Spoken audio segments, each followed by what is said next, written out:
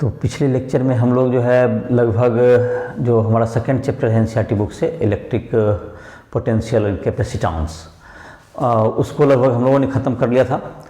अब जो है तुमको इसमें जो एडिशनल कुछ टॉपिक्स हैं जो कि हम लोगों को ज़रूरत पर एडिशनल टॉपिक जो कि एनसीईआरटी बुक में नहीं दिए हुए हैं, जैसे कि स्फेरिकल कैपेसिटर जिसके क्वेश्चंस वगैरह भी एसए बुक में दिए हुए हैं, तो कुछ उन सब टॉपिकों को मैं ले लेता हूँ। स्फेरिकल कैपेसिटर है या तुमको सिलिंड्रिकल कैपेसिटर भी कह सकते हो, इस तरह के कैपेसिटर्स हो गए, या तुम्हें कुछ प्रॉब्लम जो उसमें कि चार्ज डिस्ट्रीब्यूशन करके इक्विवेलेंट कैपेसिटेंस निकालना हो, या कुछ एनर्जी के प्रॉब्लम हो, कुछ इस तरह के कुछ क्वेश्चंस वगैरह मैं सॉल्व कर देता हूं, और कुछ एडिशनल टॉपिक जो है उसको मैं बता देता हूं इस लेक्चर में। तो पहले तो देख लेते हैं capacitance of spherical capacitor. Capacitance of spherical capacitor. तो स्फेरिकल कैपेसिटर का कैपेसिटेंस क्या होगा ये पता करना है हमको। तो मान लेते हैं एक स्फेयर है जिसका रेडियस r1 है, एक स्फेयर हो गया। एक दूसरा तुमको है कंसेंट्रिक स्फेयर जिसका रेडियस क्या है r2 है। इस पे जो है तुमको यही तुम्हारा ये दोनों कंडक्टर है, ये स्फेरिकल कंडक्टर हो गया दोनों, तो दो कंडक्टर हो गए और दोनों के बीच में जो है इन दोनों स्फेयर जो कि है तुम्हारा, इन दोनों के बीच में तुम्हारा क्या हो गया, एक यहाँ पर इंसुलेटर दिया हुआ है यहाँ से यहाँ तक। इंसुलेटर मतलब वैक्यूम भी रख सकते हो, बाद में अगर वैक्यूम भी रख लो, नहीं है कुछ तो वैक्यूम है। अभी तो डायरेक्ट इंसुलेटिंग मीडियम हो गया, जैसे कि चार्ज इधर से उधर नहीं जा सकता, फ्लो नहीं कर सकता है। और इस पर मान लेते हैं कि तुम्हें किसी ने चार्ज सप्लाई कर दिया Q का इस पर, और इस पर -Q का। तो अब ये क्या बन गया, एक कैपेसिटर बन गया स्फेरिकल, जैसे प्लेट तुम्हारा क्या हो गया, उसका स्फेयर हो गया। तो इसका निकालना है इसका कैपेसिटेंस क्या होगा, charge plus Q minus Q का सम हो गया। तो इसका कैपेसिटेंस क्या होगा, जाहिर है कि ये -Q जो होगा तुम्हारा इनसाइड सरफेस पे आएगा, इनसाइड सरफेस पे आएगा। तो ये तुम्हारा हो गया। तो इसका कैपेसिटेंस निकालने का मतलब होता है चार्ज बाय पोटेंशियल डिफरेंस। तो चार्ज तो हमारा Q इसमें दिया हुआ है, पोटेंशियल डिफरेंस क्या होगा। अगर पोटेंशियल डिफरेंस इन दोनों प्लेट के बीच में निकाल लिया जाए तुमको, तो क्या हो जाएगा, एक तुम्हारा concentric spheres of radius r1 and r2 दोनों अलग अलग है। इन दोनों के बीच में पोटेंशियल डिफरेंस क्या होगा। तो इन दोनों के बीच में पोटेंशियल डिफरेंस कैलकुलेट करने के लिए हमको क्या जरूरत पड़ेगी, इलेक्ट्रिक फील्ड चाहिए इस रीजन में, इलेक्ट्रिक फील्ड। और इलेक्ट्रिक फील्ड इस रीजन में क्या निकलेगा, इस रीजन में यहाँ से यहाँ तक इलेक्ट्रिक फील्ड रहे, और दोनों के बीच का डिस्टेंस तो हमारा जहाँ तक है डिस्टेंस तो पता चल जाएगा, क्योंकि यहाँ रेडियस इसका r1 है, इसका रेडियस यहाँ से यहाँ तक r2 है। तो इलेक्ट्रिक फील्ड जो यहाँ पर है, तो इलेक्ट्रिक फील्ड निकालने के लिए हम लोग गॉस थ्योरम का ही यूज करते हैं। गॉस थ्योरम के लिए क्या करेंगे, यहाँ पर एक r रेडियस का एक क्या ले लिया हमने, इसका रेडियस r एज्यूम करके इलेक्ट्रिक फील्ड यहाँ पर पता करना था हमको। तो हर जगह पे इलेक्ट्रिक फील्ड क्या रहेगा, E रहेगा इसका, इस जगह पर हर जगह इलेक्ट्रिक फील्ड क्या रहेगा तुम्हारा E। तो हर पॉइंट पर r डिस्टेंस पर ये गॉसियन सरफेस हो गया। Gaussian surface is taken as concentric sphere of radius r, concentric sphere of radius r। तो इस रेडियस का ले लिया गया, इलेक्ट्रिक फील्ड क्या रह गया, E रह गया इसका, इलेक्ट्रिक फील्ड E। तो हर पॉइंट पे, तो अब क्या कर सकते हैं इसको, इसका हर पॉइंट पे, तो इसका अगर तो देखते हैं इसका। तो गॉस थ्योरम क्या कहता है, E dot D S equals to Q in by epsilon naught, E dot D S. तो E और डी एस का डायरेक्शन क्या होगा तुम्हारा, डी एस किसी पॉइंट पर लेंगे तो ये इलेक्ट्रिक फील्ड का डायरेक्शन तो हर जगह बदल रहा है, इलेक्ट्रिक फील्ड हर जगह चेंज हो रहा है। तो डी एस कहीं पर भी स्मॉल एरिया ले लो यहाँ पर, तो डी एस का डायरेक्शन और ये E का डायरेक्शन दोनों क्या होगा, किसी भी पॉइंट पर सेम होगा।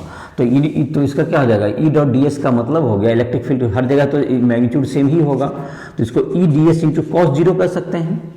Cos zero equals to Q in कितना है, अंदर में तो चार्ज क्यू ही है, अंदर में इसके इनसाइड में, इस क्वेश्चन सरफेस के इनसाइड में चार्ज क्यू है और यह माइनस क्यू इसके बाहर है, और तो इन दोनों के रीजन के बीच में ही करना है, तो कभी भी चार्ज क्या रहेगा, सिर्फ क्यू ही इनसाइड होगा।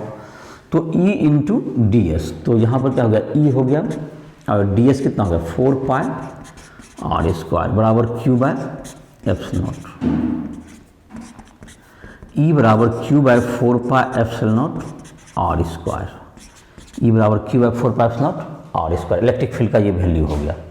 अब इन दोनों के इलेक्ट्रिक फील्ड, तो यहाँ से यहाँ तक का पोटेंशियल डिफरेंस क्या होगा, तो डी वी इक्वल्स टू क्या आता है minus E dot D R, D V equals to minus E dot D R.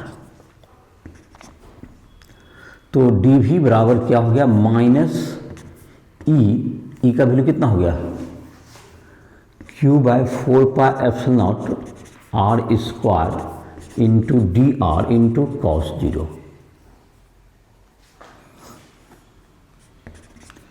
तो डी वी बराबर minus Q by 4 pi epsilon naught R square into D R.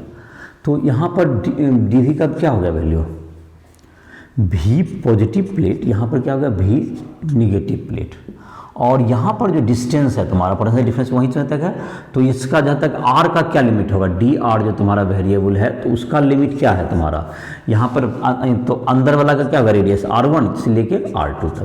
तो इसको देख लेते हैं, पूरा पोटेंशियल निकल जाएगा, उस रीजन का पोटेंशियल डिफरेंस निकल जाएगा, यहाँ से यहाँ तक का पोटेंशियल डिफरेंस ही हमको चाहिए ना। पोटेंशियल डिफरेंस निकालने के लिए क्या किया गया, यहाँ पर इलेक्ट्रिक फील्ड पहले निकाल दिया क्यू बाय 4 आर स्क्वायर, चूंकि ये हर जगह वेरिएबल है, आर का डिस्टेंस वेरी करेगा तो हर जगह इलेक्ट्रिक फील्ड भी क्या करता रहेगा, चेंज करेगा। तो इसलिए हम लोगों ने स्मॉल डिस्टेंस यहीं पर डी आर डिस्टेंस पर निकाला, एक D V equal to E minus E dot D R, और पूरे का निकालने के लिए क्या किया गया, ये देखो पोटेंशियल डिफरेंस जैसे भी का लिमिट होगा, यहाँ पर पॉजिटिव से स्टार्ट किया यहाँ से और कहाँ तक गए, निगेटिव प्लेट तक गए, तो भी प्लस से भी माइनस कर दिया, और यहाँ डी आर का रेडियस यहाँ क्या होगा R1 है, यहाँ रेडियस R2 है। तो ये तुम्हारा हो गया यहाँ से यहाँ तक का। तो अब इसको इंटीग्रेट कर दो, तुम्हारा आ जाएगा, तो ये होगा तुम्हारा भी, ये तो इस माइनस को इस साइड ले लो, अच्छा तो अगला स्टेप लेना भी माइनस भी प्लस, इसका डी भी का हो गया integration, that's equals to minus तो बाहर हो ही गया तुम्हारा Q by 4 pi epsilon naught और आर स्क्वायर का integration, R to the power minus 2 हो गया, तो R to the power minus 2 plus 1 बटे माइनस 2 प्लस 1, ये R1 से लेके R2 तक जाएगा ये। तो क्या हो जाएगा तुम्हारा, इसको इस माइनस को इधर कर लो, तो माइनस को इस साइड कर लो, तो V positive minus V negative बराबर Q by 4 pi epsilon naught, और ये होगा तुम्हें -1 बाय आर हो गया अंदर, -1 बाय आर, तो माइनस है तो that is 1 bye R1 -1 bye R2, ये हो गया तुम्हारा। तो पोटेंशियल डिफरेंस जो हो गया तुम्हारा भी बराबर Q by 4 pi epsilon naught R1 R2, और ये क्या होगा तुम्हारा R2 minus R1। Capacitance C बराबर capacitance C is equal to Q by V, Q by V, Q by क्या हो गया क्यू इंटू 4 पाई,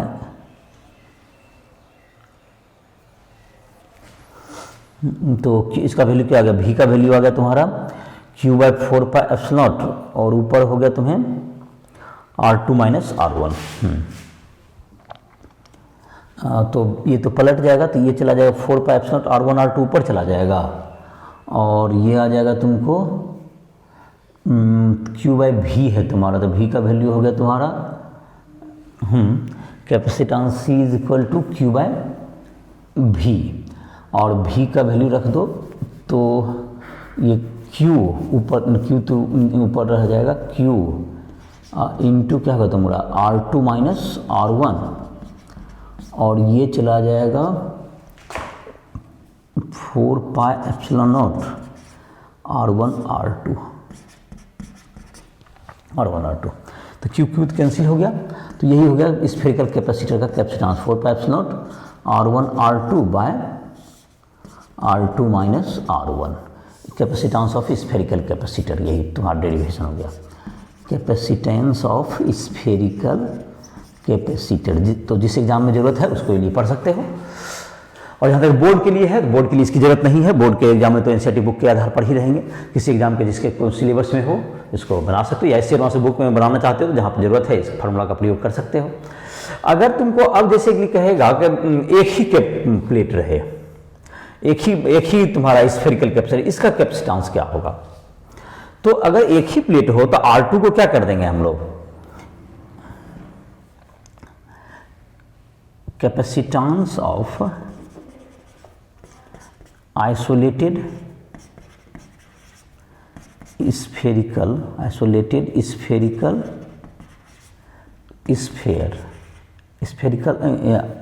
स्फेयर कह सकते हैं, आइसोलेटेड स्फेयर। इसका क्या होगा?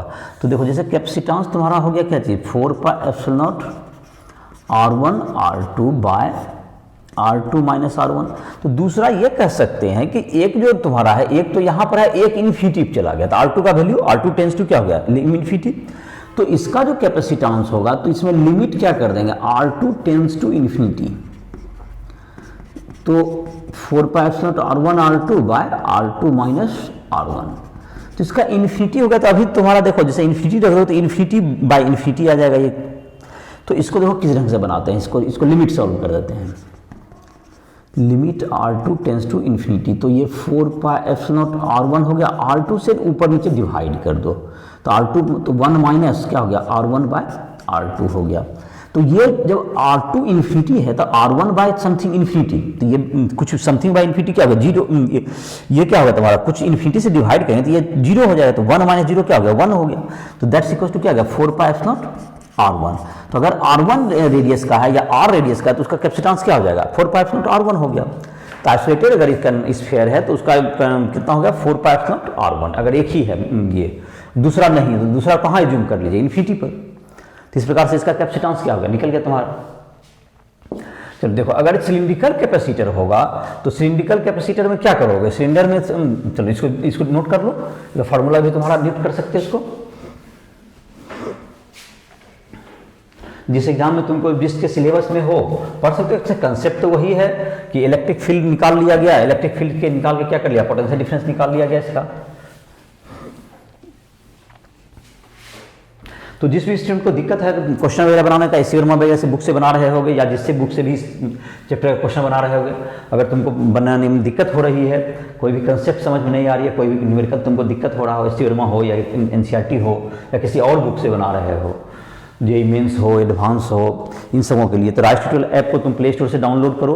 उसमें तुमको जो है सारे के ऑब्जेक्टिव भी क्वेश्चन के प्रैक्टिस के लिए दिए हुए हैं, सब्जेक्टिव भी हैं, और तुमको बोर्ड के नोट्स भी मिल जाएंगे। और तुमको जहाँ तक है उसमें कोई भी मदद चाहिए तुम्हें पढ़ने में, कहीं भी किसी प्रकार की दिक्कत हो रही है, एक कंप्लीट ऐप है जिसमें कि तुम किसी दिन तैयारी कर सकते हो। तो उसके द्वारा तुम हमसे पर्सनल मदद भी ले सकते हो, पर्सनल गाइडेंस भी ले सकते हो। तो अब है तुमको अगर चाहो तो इसका भी देख सकते हो, स्फेरिकल कैपेसिटर का अगर करना चाहोगे, स्फेरिकल का तो हो गया तुम्हारा, सिलिंड्रिकल कैपेसिटर भी तुम्हारा दिया हुआ है।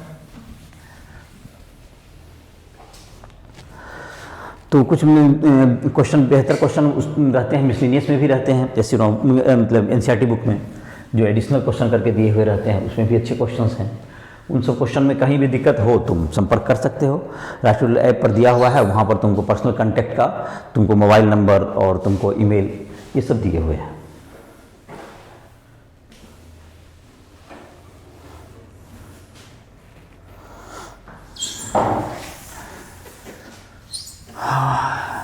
तो अब है तुमको अगर सिलिंड्रिकल कैपेसिटर होगा,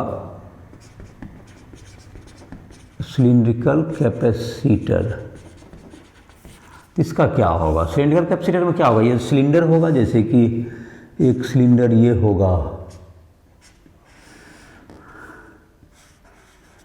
और दूसरा भी एक सिलेंडर होगा, इसी में सेम लेंथ का ही सिलेंडर ले लेंगे, सेम लेंथ का सिलेंडर ले लिया।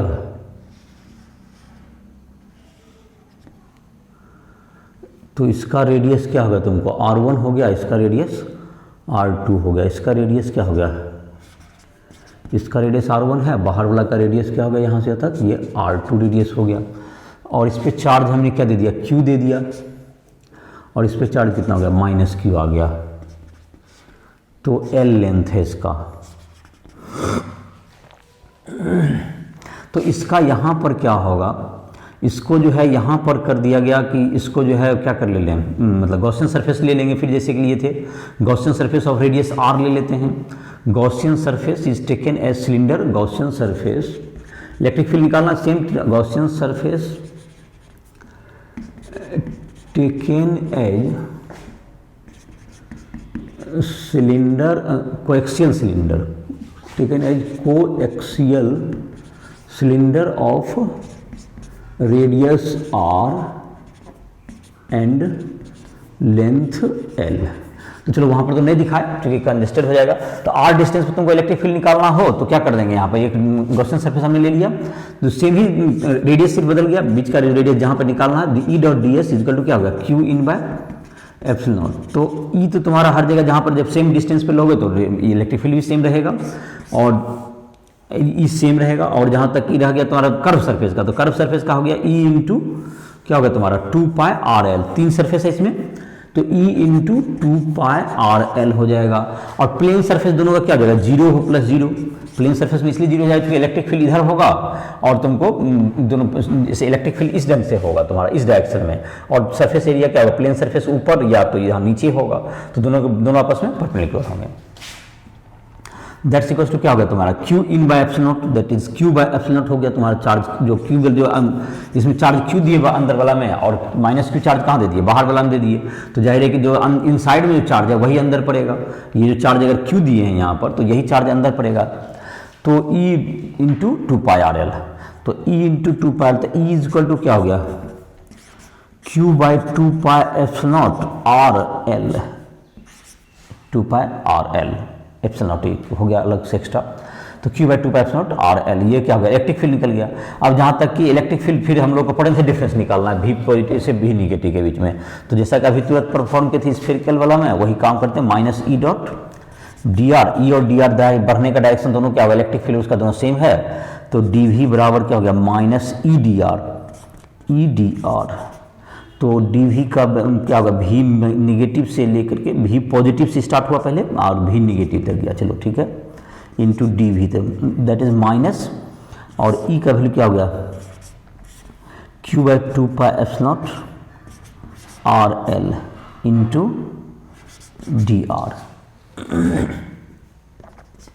तो dV का क्या होगा V, तो V पॉजिटिव, इस माइनस को ले लेंगे तो क्या आ जाएगा, इधर V निगेटिव है पहले लिखो, अगर V dV का V होगी निगेटिव माइनस V पॉजिटिव बराबर minus Q by 2π epsilon naught क्या होगा तुम्हारा, और रेडियस तो यहाँ R1 से कहाँ जाएगा, R2 तक जाएगा, ये इंटीग्रेशन लिमिट R1 से R2 तक, तो Q बाई क्या होगा तुम्हें 2π epsilon naught L, Q by 2π epsilon naught L, ln क्या होगा तुम्हारा, ln R, ये R1 से लेके R2 तक, ln R2 बाय R1, तो ये होगा तुम्हारा, ये माइनस को इधर ले लेंगे तो V हो जाएगा, प्लस प्लस माइनस, ये positive minus negative equals to क्या होगा तुम्हारा Q by 2π epsilon naught L, ln R2 minus ln R1, ln R2 by R1 हो जाएगा, ln R2 by R1।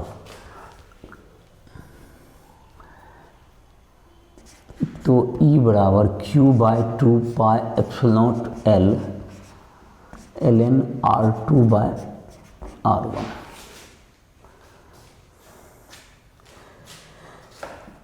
C का वैल्यू क्या होगा, Q by V, capital Q by क्या होगा तुम्हें, Q बाय Q इंटू क्या होगा तुम्हारा, यहाँ पर है ln R2 बाय R1 है और 2π एप्सिलॉन नॉट L है तुम्हारा, Q बाय Q तो इंटू क्या होगा तुम्हारा 2π एप्सिलॉन नॉट L और ln R2 बाय R1, क्योंकि तुम्हारा कैंसिल हो गया, तो यही तुम्हारा आंसर होगा 2 pi epsilon L by ln r2 by r1, यही होगा तुम्हारा। तो लेंथ इसमें रह गया, तो 2 pi epsilon L ln r2 by r1, तो दोनों का डेरिवेशन कर दिए, समझ में आ गया होगा, इसको नोट काउंट कर सकते हो। तो ये तुम्हारा सिलिंड्रिकल कैपेसिटर का हो गया। सिलिंड्रिकल कैपेसिटर में क्या किए, यहाँ पर जैसे कि इसको लेने के लिए गॉसियन सरफेस सेम ऐसा सिलेंडर रिज्यूम कर लिए अंदर, जिसका रेडियस सिर्फ क्या है, सेम आर रहेगा, तो ई डॉट डी एस लगा दिए, उससे क्या होगा तुम्हारा बन गया। तो गॉस थ्योरम लगा करके सिलिंड्रिकल निकाल लिया। अब कुछ क्वेश्चंस देखते हैं, जैसे कि तुमको कुछ क्वेश्चन जो कि तुम्हें बनाने में और मदद करेगा। देखो जैसे क्वेश्चंस तुम्हें कुछ कैपेसिटर के मैं क्वेश्चंस देता हूँ। क्वेश्चन तो खैर ऐसे वीडियो क्लास में, वीडियो लेक्चर में, जो कि लाइव क्लासेस ना हो, तो क्वेश्चन तो अपने मन से कुछ दिया जा सकता है जो कि कुछ रिप्रेजेंट करे, कंसेप्ट को कुछ सिखाए। लेकिन एक्चुअल क्वेश्चन का जो डिफिकल्टी है, जो स्टूडेंट को दिक्कत आ रही है किस क्वेश्चन में, तो जाहिर है कि उसको सॉल्व करना मेन बात होती है। तो उसके लिए तुमको पर्सनल कांटेक्ट करना पड़ेगा। जो पर्सनल कांटेक्ट करने के लिए जहाँ भी तुमको दिक्कत है तुम हमको बताओगे, तभी उसमें मदद की जा सकती है। तो उस तरह के क्वेश्चन को बनाने के लिए तुमको जो है पर्सनली हमसे कांटेक्ट करो और लाइव क्लास ज्वाइन करने का कोशिश करो राइट ट्यूटोरियल ऐप पर, या तुमको पर्सनली जो भी दिक्कत है तो वहाँ भी तुम संपर्क कर सकते हो। जो भी प्रॉब्लम में दिक्कत होगी बहुत ही आसानी से बता दिया जाएगा। और कुछ क्वेश्चन ऐसे मैं बता देता हूँ। जैसे कि अभी एक क्वेश्चन था कि तुमको कैपेसिटेंस निकालना हो, इक्विवेलेंट कैपेसिटेंस, या तुमको एक कोई कॉम्बिनेशन है उसमें कैसे चार्ज डिस्ट्रीब्यूट करके कैपेसिटेंस वगैरह क्या निकालें। जैसे कि क्वेश्चन एक देखते हैं। देखो एक प्लेट है यहाँ पर कैपेसिटर का, एक प्लेट यहाँ है, सबका प्लेट एरिया एक ही है और डिस्टेंस भी मान लेते हैं कि तीनों के बीच में d ही है, ठीक है। अब इसको क्या कर दिया गया, इस प्लेट को एक यहाँ पॉजिटिव यहाँ नेगेटिव इस वोल्ट से जोड़ दिया गया बैटरी से। तो इन दोनों का एरिया क्या हो गया, एरिया इक्वल्स टू ए और डिस्टेंस हो गया यहाँ से यहाँ तक का d, ये डिस्टेंस भी हो गया d। तो ये तुम्हारा यहाँ से यहाँ तक का वोल्ट क्या हो गया, V हो गया। ये बैटरी अगर V वोल्ट का बैटरी आपने जोड़ दिया, तो V वोल्ट का बैटरी जोड़ दिए तो कितना चार्ज आ जाएगा देखते हैं। मतलब कि इसका जाहिर है कि इसका बताइए कैपेसिटेंस वगैरह क्या होगा, इसका कॉम्बिनेशन में कितना चार्ज बैटरी द्वारा सप्लाई की चार्ज कितना होगा। Charge supplied by the battery, charge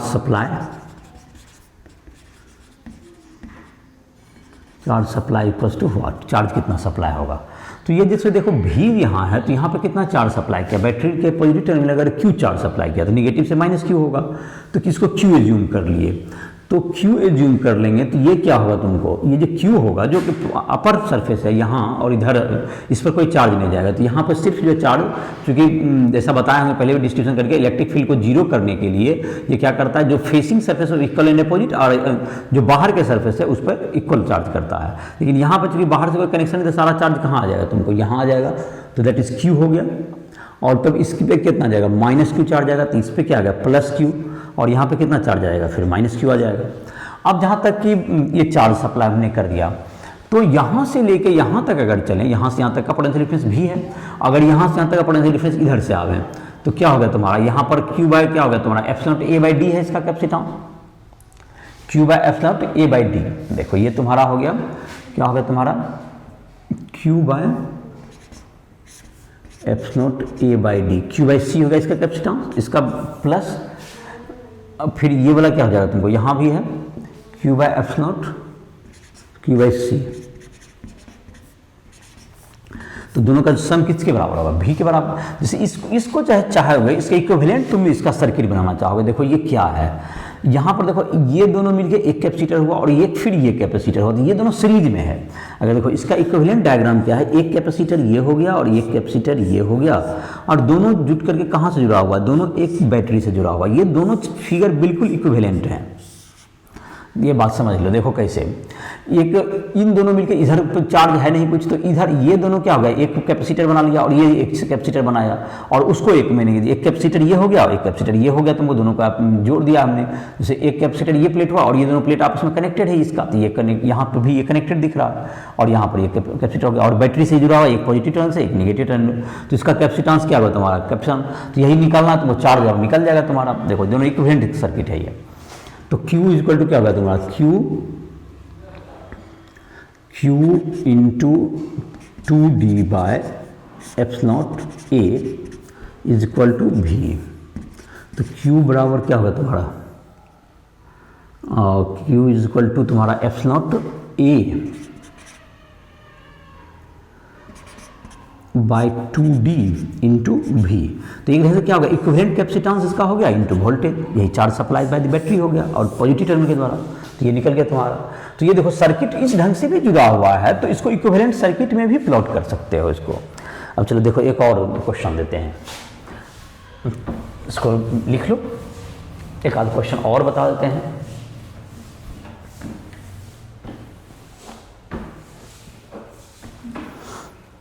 और उसके जो आउटसाइड सरफेस हैं उसको जबकि electric field inside the conductor को जीरो करेंगे तो उसके आधार पर देखोगे कि बाहर वाले सरफेस पे चार्ज जीरो हो जाता है।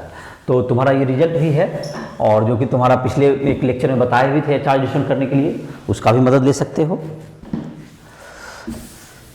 अब जैसे कि है इक्विवेलेंट कैपेसिटेंस निकालना है, मान लेते हैं ये 1 फेराड का कैपेसिटर है, यहाँ पर ये 2 फेराड का कैपेसिटर है, इसको यहाँ पर ये 2 फेराड का है और ये 4 फेराड का है कैपेसिटर, इन सबों को इस ढंग से जोड़ दिए और ए बी के बीच में हमको इक्विवेलेंट कैपेसिटेंस निकालना है।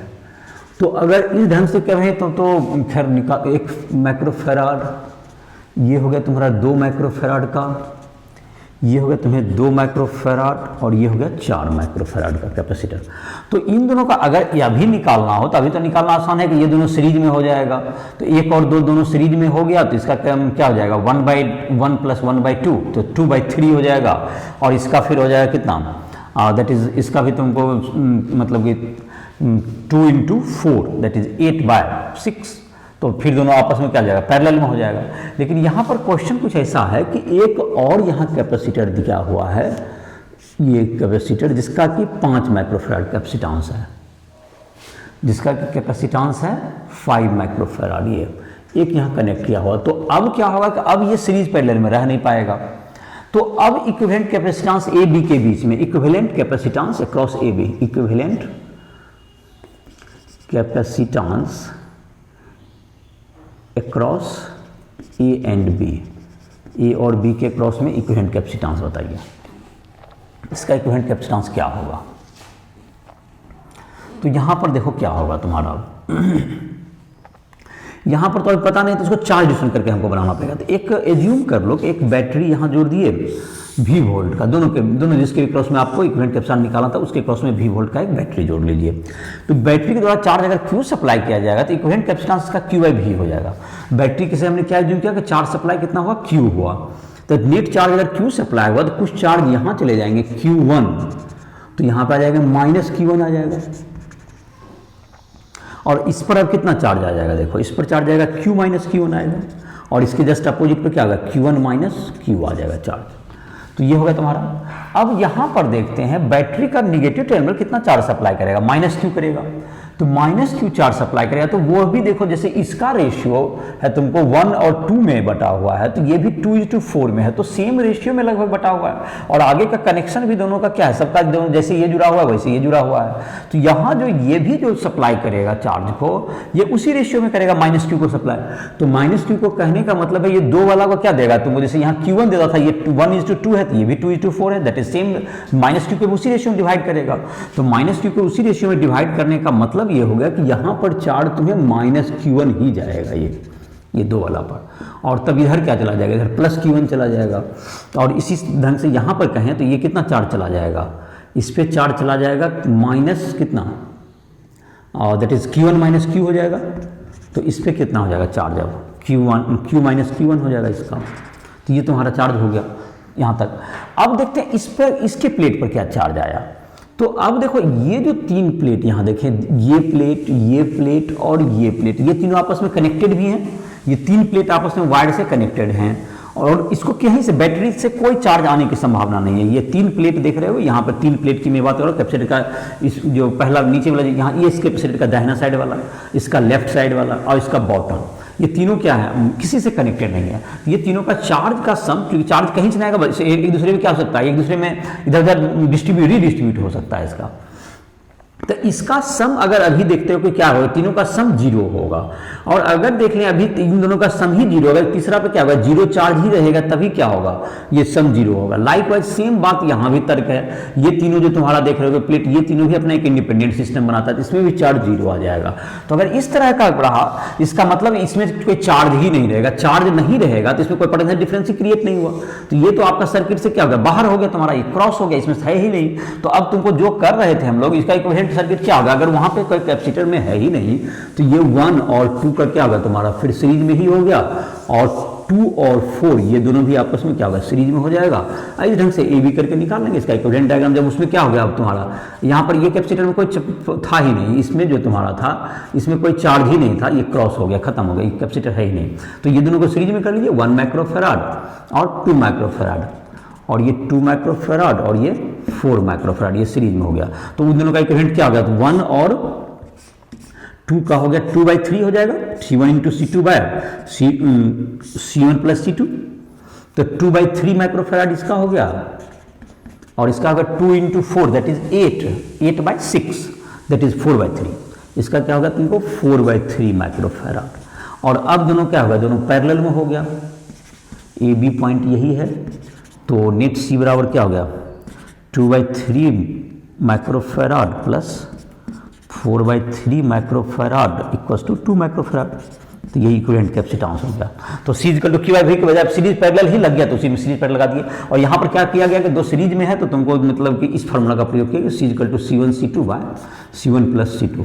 ये कहाँ से आया है, तो 1/C equal to 1/C1 plus 1/C2, इससे निकाल करके मतलब कि 1 इंटू क्या होगा तुम्हारा 2/2 1 plus 2 that is 2 into 4/2 plus 4, ऐसा करके दोनों का लिख दिया गया और इस प्रकार से बन गया। और अगर नहीं तो अभी जैसे देखो दूसरा तरीका ये था, अगर ये तो खैर सीरीज पैरेलल लग गया इसलिए मैंने तुरंत लगा दिया।